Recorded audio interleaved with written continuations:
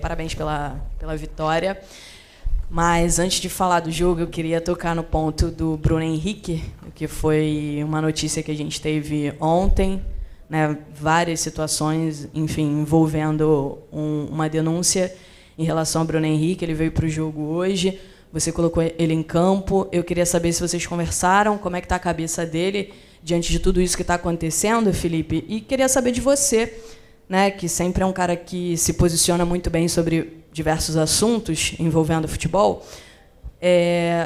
Esse assunto específico, como é que o futebol, as instituições, os clubes podem trabalhar para que esse tema, né, das apostas esportivas, enfim, os jogadores, e a gente tem visto alguns casos no mundo de suspeitas, como é que se pode trabalhar para que se evite situações como essa do Bruno Henrique? A gente ainda não sabe o que vai acontecer, mas para que os jogadores estejam cada vez mais longe de situações assim.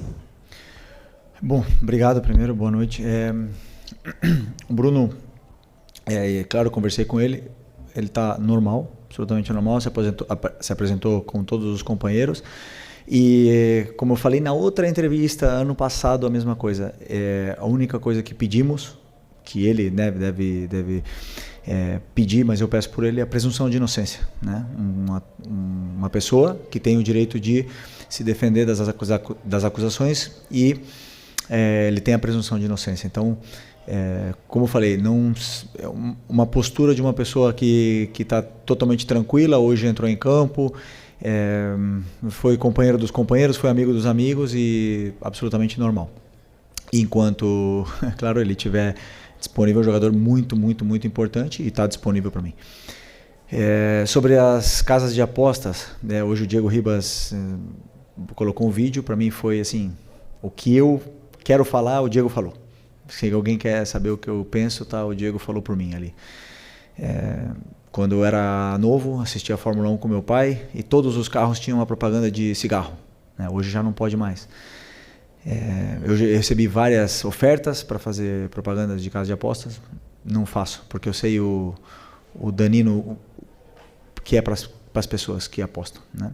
O vício que é uma droga, infelizmente. E daqui uns anos, daqui a 20 anos, a gente vai estar olhando e falar assim, caramba, todos os times, todos os lugares tinham anunciado casa de apostas, né? Mas o dano que está machucando, está fazendo em tantas pessoas, a gente não tem a real noção ainda, né, do que está acontecendo. E os jogadores, eles estão cada vez mais instruídos por o próprio clube. O Flamengo deu uma palestra sobre esse assunto, sobre o que os jogadores podem e não podem.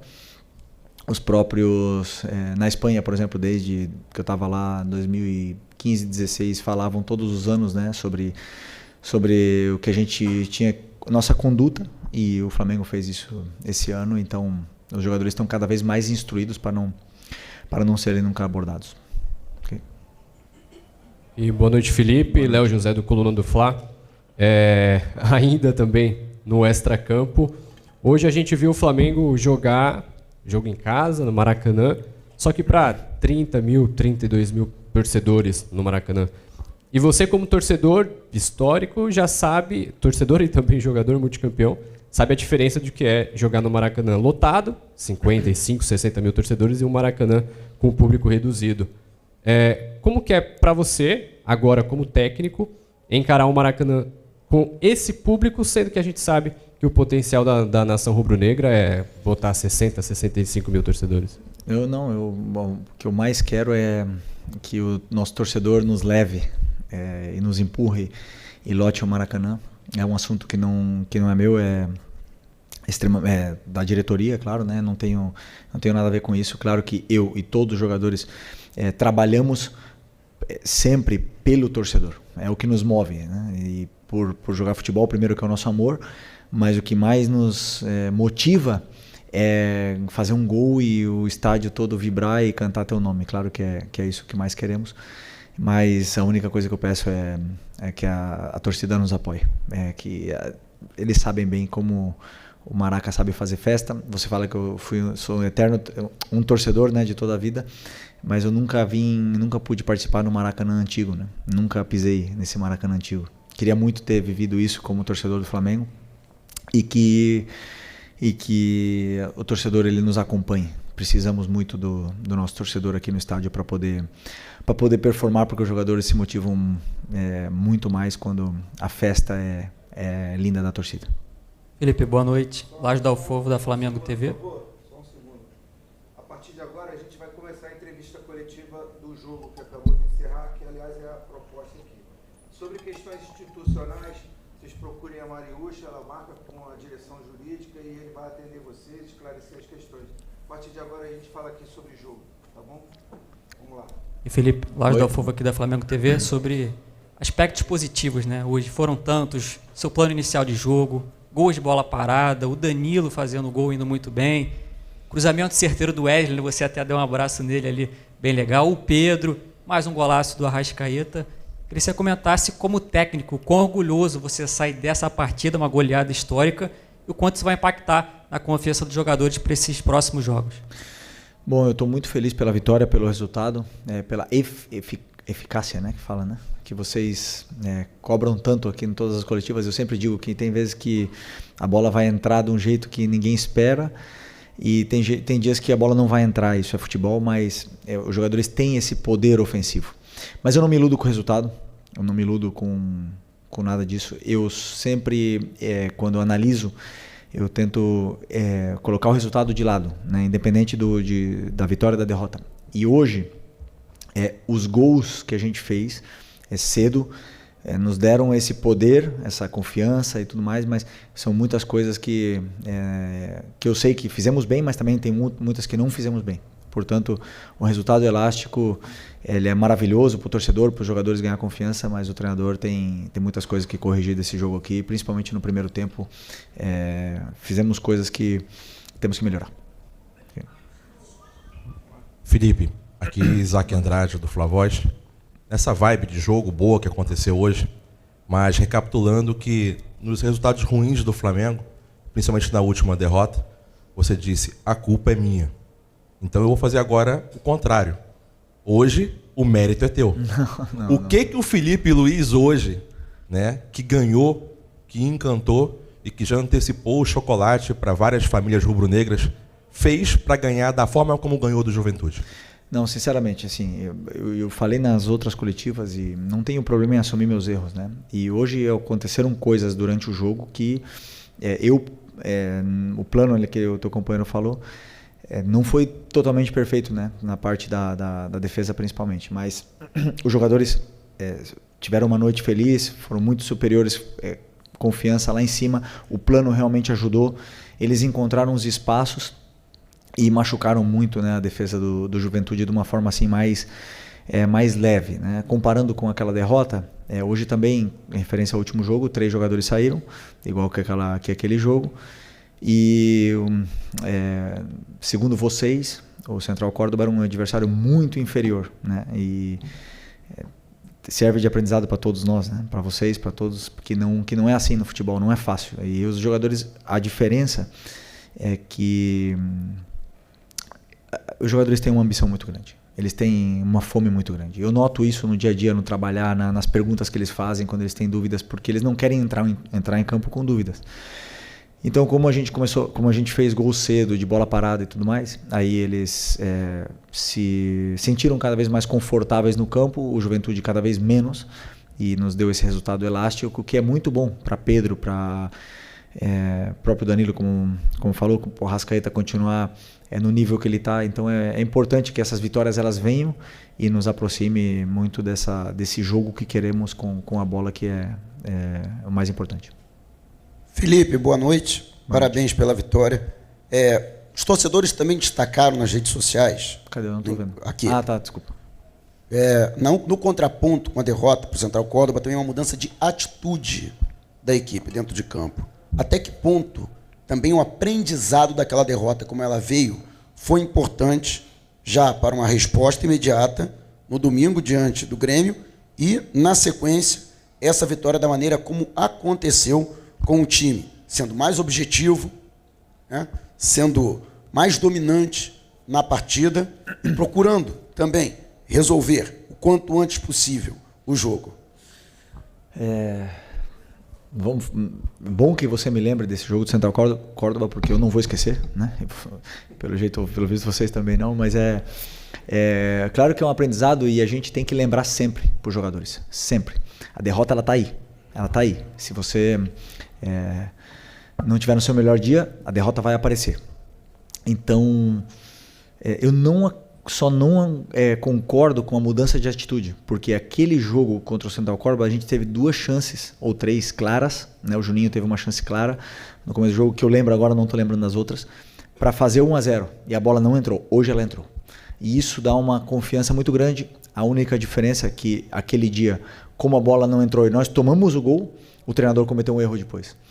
E hoje a bola entrou e os jogadores cada vez mais confortáveis. Então, a atitude eu não concordo contigo. O resto, que foi um aprendizado, não tenha dúvida que a derrota ela machuca, mas ela ensina muito. Boa noite, Felipe Luiz, Pedro Ramos da Sintonia Esportiva. Eu queria perguntar sobre o Pedro, meu xará, porque hoje ele voltou fazendo 2 gols, já tinha voltado contra o Central Córdoba. Eu queria saber os dados que vocês têm sobre a chance de relesão desse jogador, porque há 5 anos ele teve a mesma lesão em outra perna e voltou em 9 meses. O que vocês fizeram de diferente para 5 anos mais velho, em outra perna, ele voltar 2 meses antes, e se você também já planeja, talvez, dele ser titular contra o Vasco no sábado? Obrigado.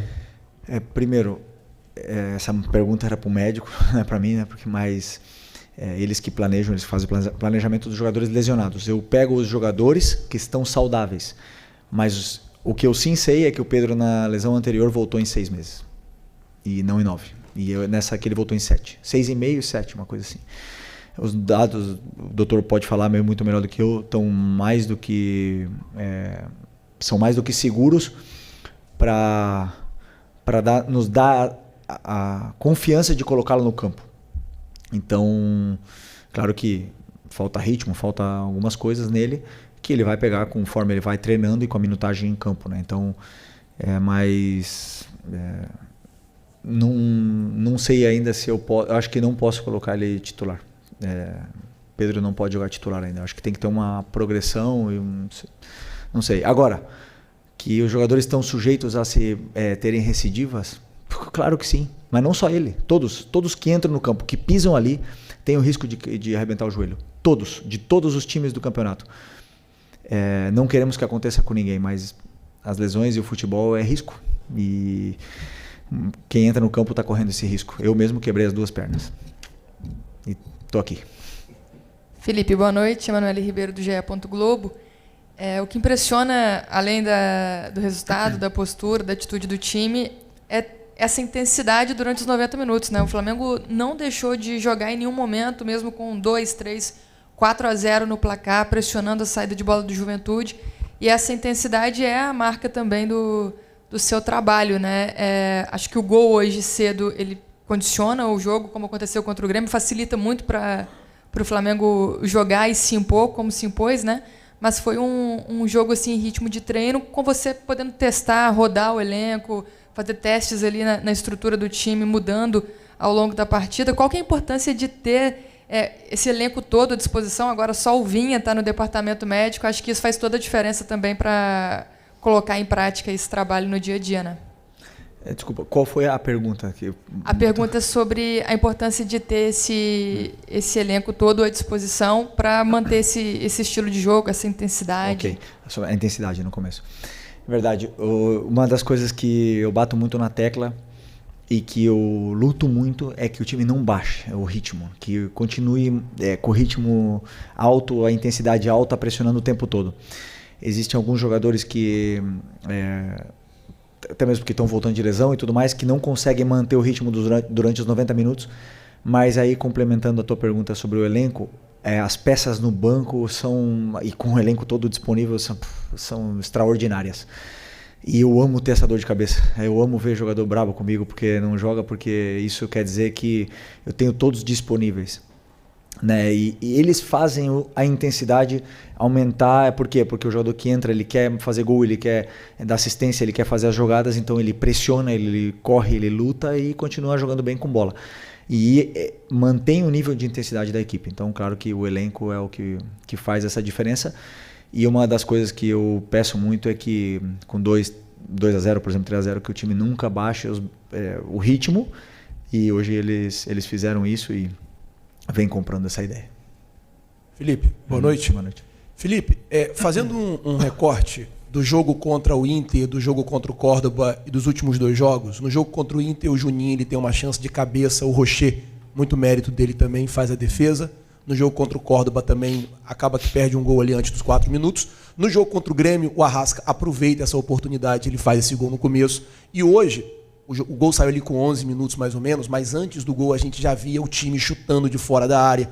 Foi uma orientação sua para que quando o adversário ele jogar com... A gente via ali claramente 2 linhas de 4, né, defendendo no Juventude. Foi uma orientação sua que os jogadores arriscassem mais de fora da área quando tivesse essa chance, assim, quando tivesse muito embolado a defesa do time adversário? Eu queria que você falasse sobre isso e dessa importância desses gols logo no começo, até para o Flamengo conseguir impor o seu jogo sobre o adversário.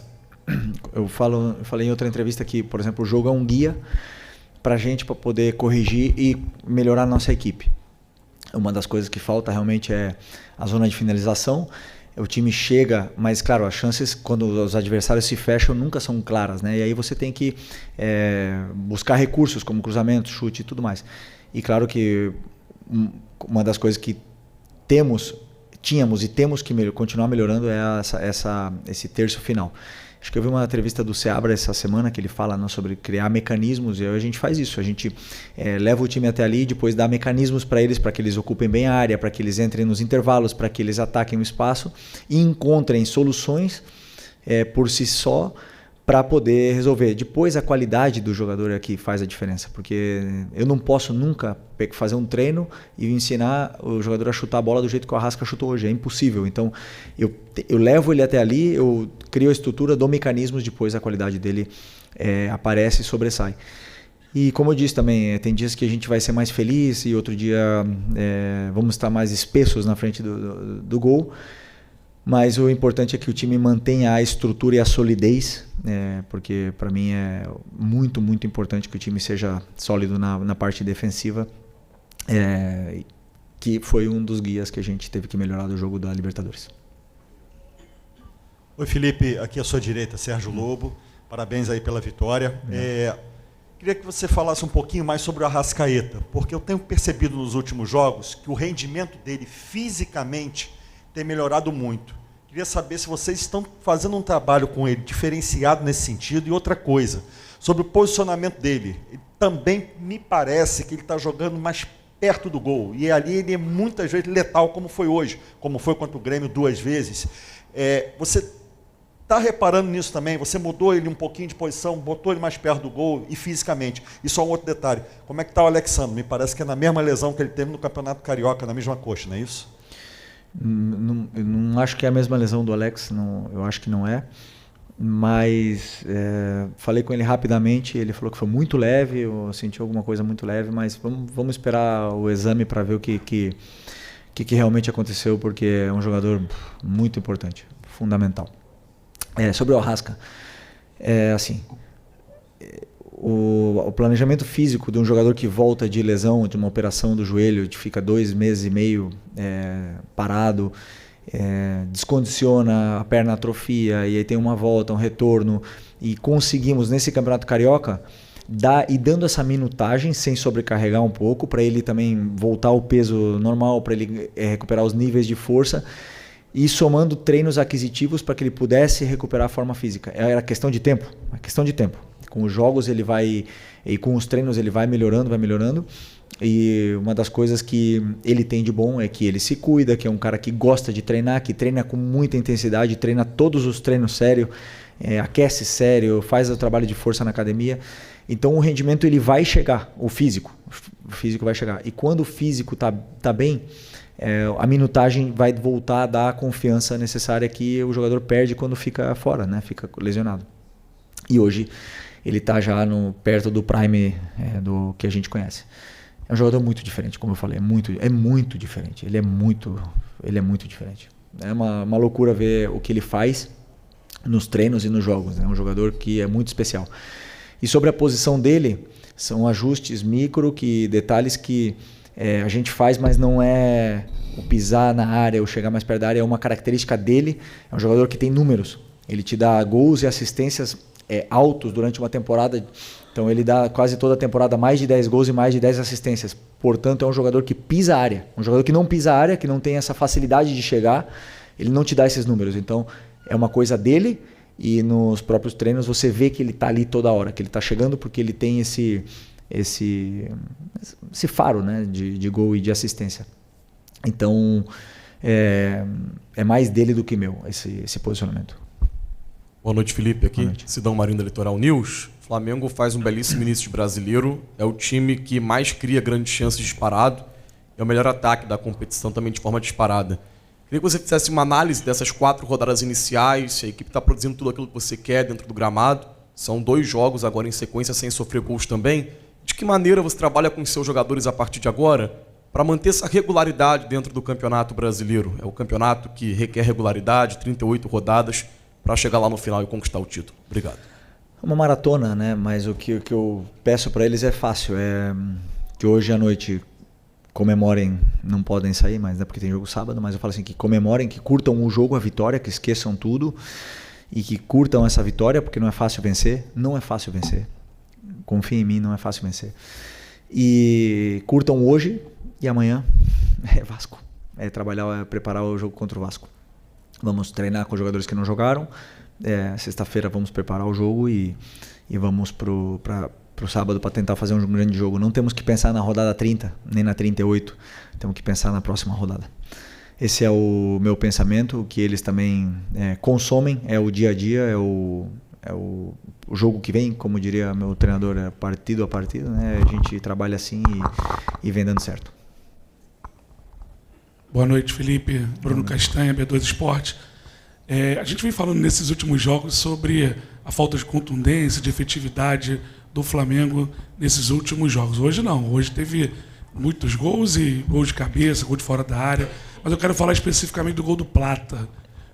Ano passado eu te perguntei sobre a posição que você pensava em escalar o Plata e você me falou que ele poderia ser esse falso 9. Hoje você escalou nessa posição, ele faz um gol no ataque espaço, que você fala que é fundamental para o jogo, mas também o que ele gera de jogo jogando por ali. Eu queria que você comentasse especificamente sobre isso. Obrigado. O Plata é um jogador muito completo. É o tipo do jogador que apaixona o torcedor, porque ele corre o jogo todo, ele luta, ele tem muita qualidade, ele joga muito bem pressionado. Ele não foi falso 9, ele foi 9, verdadeiro 9. É um 9 que tem que apoiar quando tem que apoiar e tem que atacar espaço quando tem que atacar. E fez um excelente jogo. O difícil é deixar o Plata fora. Isso é difícil para o treinador. Então, às vezes, quando um cara é tão bom, o treinador ele tem que dar um jeito de colocar esse jogador. E por isso que eu falo, é muito bom ter essa dor de cabeça. Porque quando não começa a Plata, pode entrar no segundo tempo. Tem Luiz, tem Matheus Gonçalves que não jogou, e o Gerson pode jogar de volante, o Plata pode jogar de atacante. Eu vou mexendo essas peças desse jeito para poderem jogar, porque como é que eu deixo fora? O Plata ele é muito bom. E aí que eles brigam entre eles e eu também quebro a cabeça aqui que quem sai ganhando com isso é o elenco. Felipe, tudo bem? Boa noite aqui no meio. Gabriel Alfa, canal Paparazzo Rubro Negro. Parabéns pela vitória. Felipe, hoje você teve um retorno importante, né, do Danilo, zagueiro, que a gente sabe da qualidade que tem o Danilo. Hoje foi um jogador que de 104 passes que ele deu, foram 100 passes certos, foram 4 passes errados durante todo o jogo, acabou fazendo gol também. Um jogador que acelera muito a partida. Eu queria que você falasse sobre o retorno do Danilo e como você enxerga essa briga pela posição lá atrás, né? Você tem o Léo Pereira e o Léo Ortiz, que eram jogadores que ainda são jogadores com a maior minutagem no ano, com exceção do Rossi, claro. Como que você enxerga agora com o retorno do Danilo essa briga pela posição lá atrás? Obrigado, parabéns pela vitória. Um jogador, não preciso nem falar, né? Do nível desse jogador, vocês viram hoje e vocês viram na seleção, viram a carreira que ele fez, então não dispensa comentários a qualidade que tem esse jogador. Que você falou dos 104 passes que ele deu no jogo e 100 certos, mas quantos desses passes foram passes importantes para frente, que rompem linhas, passes que nos levam até a área do adversário. Isso são os passes que eu conto, não o número deles. Então é um jogador que escolhe o passe certo, a jogada certa, né? E isso para mim é muito importante. Não escolhe a jogada mais difícil, escolhe a jogada certa. E além de tudo isso, é um líder, é um cara que tem comportamento de líder, de capitão, um cara que se comporta com uma liderança natural e contagia muito os companheiros. Então, desses caras que é muito bom ter como jogador. Oi, Felipe aqui, tudo bem? Parabéns pela grande vitória, David Sharp, do Antenados na jogada. Aqui uma coincidência ou não, é que nessas partidas que o Flamengo ganhou, hoje, contra o Grêmio, contra o Vitória, o Flamengo jogou com 2 meias, né, com o Gerson e com a Arrascaeta. Contra o Inter não jogou com nenhum dos dois, desde o começo, jogou com 4 atacantes, e contra o Córdoba jogou só com a Arrascaeta, se não me engano, de início. Só com a Arrascaeta. Plata jogou. Plata, que faz muitas funções. Mas até que ponto, eu já te perguntei isso outras vezes, né? Os dois jogando fazem toda a diferença, não só pela qualidade deles, mas pelo próprio sistema do time, né? Hoje eu vi o Arrascaeta, até como o Sérgio Lobo falou, próximo do gol, mas também ali muito pelo lado esquerdo e voltando o tempo todo para buscar a bola, para sair jogando com o time. Até que ponto isso faz diferença? E eu queria propor uma pergunta filosófica também sobre esse negócio de aposta, já que você falou muito bem, concordo completamente, se você puder responder, obviamente, porque partindo do princípio ainda que fosse verdade que o Bruno Henrique combinou, o que combinou com os parentes e tudo mais, o que isso de fato implica negativamente para o futebol, espetáculo, e para os torcedores, no caso daquele jogo que o Flamengo acabou perdendo, foi no final, na prática, pelo menos na minha opinião, não implica nada de negativo para o esporte, para o jogo de manipulação de resultados especificamente, né? Bom, sobre o... Eu já até esqueci a tua pergunta. Dos meias. Sobre os meias, é muito fácil responder a tua pergunta, que você citou o Internacional, que eu joguei sem meias. Não joguei, eu não tinha meias. Ou seja, vocês falam, quem meias eu tenho no plantel? Arrasca, Gerson e Plata. São os 3 jogadores. Quem faz a meia? Luiz Araújo faz a meia. Matheus Gonçalves pode fazer a meia. E aí? Quem mais faz a meia? Então, eu joguei sem meia. Sim. E quem eu coloco na meia? Então, tem coisas que o treinador faz porque inventa, né? Um ataque de treinador que eu chamo. A gente acha que vai ganhar de uma forma, a gente inventa, bota 4 atacantes, e tem outras coisas que eu não tinha esses jogadores disponíveis para colocar na equipe, os 3, Gerson, Arrasca e Plata, e aí eu elaborei um plano de jogo onde eu achava que poderia dar resultado, e fizemos um jogo superior ao do Inter, finalizamos mais, tivemos mais chances e não vencemos, não importa, é futebol. O meu trabalho é esse, é achar soluções para a equipe dentro desse quebra-cabeças que eu tenho que montar e deixar o time mais fluido possível. Quando o time está com todos os jogadores disponíveis é mais fácil, quando tem lesões, quando tem jogadores nas seleções, claro que é mais difícil de montar esse quebra-cabeça, mas é meu trabalho e eu gosto, eu aproveito, eu desfruto. Sobre as apostas já foi respondido a primeira pergunta. Okay?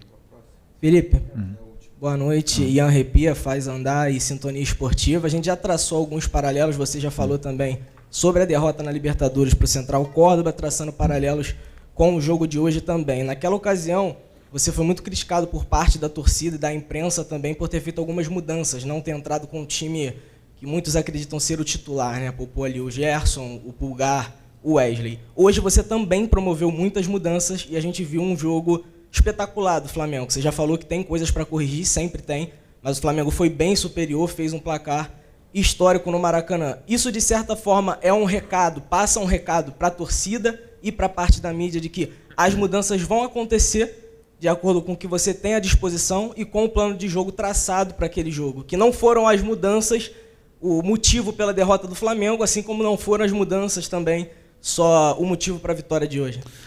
Não, é que assim, aquele dia, sobre as mudanças, né?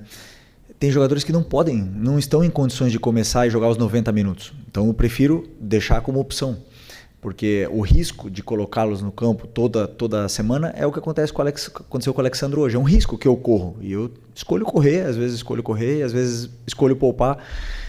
Poupar não, preservar do jogo. Mas não foi esse o motivo de ter perdido o jogo contra o Córdoba. E as críticas são válidas. Elas foram justas, não por poupar, senão pelo plano de jogo, que foi errado. E eu não tenho problema em reconhecer. E vão acontecer outros que vão dar errado. E talvez a gente perca também, ou talvez os jogadores ganhem por si só dentro do campo. Então eu não tenho problema em ser criticado, em ser vaiado, que a torcida me cobre, porque quando eu vim pro Flamengo, eu sei como é que é esse clube e eu vivo bem com isso. O problema desse trabalho aqui é que eu gosto até quando dá errado. E quando tem crise, eu gosto, eu desfruto, eu aproveito, eu melhoro, eu cresço e é assim que eu vivo. Claro que não é confortável, não é nada agradável, mas é parte do meu trabalho. E não é mandar recado a ninguém, não quero mandar quando vence, nada disso. O que eu quero é vencer o jogo, vencer o próximo e chegar num objetivo nosso que é estar lá em cima no final do campeonato.